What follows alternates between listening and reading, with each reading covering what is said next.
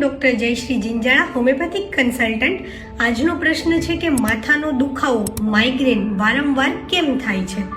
તો ઘણીવાર સમયસર દવાઓ લેવા છતાં, સમયસર પૂરતી ઊંઘ કરવા અને પૂરતો આહાર લેવા છતાં પણ દુખાવો પાછો આવે છે. એટલે કે તમે ક્યારેય વિચાર્યું છે કે શાયદ તમારું શરીર, તમારું મન તમને કંઈક સમજાવવાનો પ્રયત્ન કરી રહ્યું છે?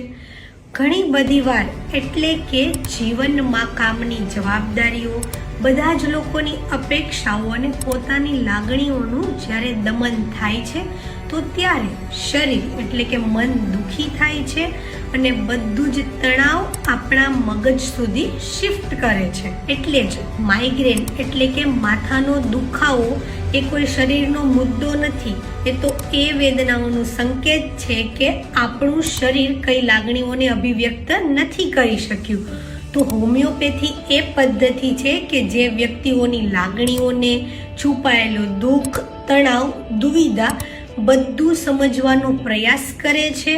અને હું માત્ર દર્દીઓના લક્ષણોને નહીં પરંતુ એમની જાતને સાચી રીતે સાંભળતા શીખવું છું. તમારું શરીર બોલે છે કે મને પણ સાંભળો, તો ચાલો જાતને હીલ કરીએ સાથે મળીને. તો જો તમને પણ માથાનો દુખાવો કે જે દવાઓ લેવા છતાં પણ વારંવાર થઈ રહ્યો છે, તો આજે જ અદ્વૈત હોમિયોપેથિક ક્લિનિકની મુલાકાત લો અને તેને જડમૂળમાંથી દૂર કરો.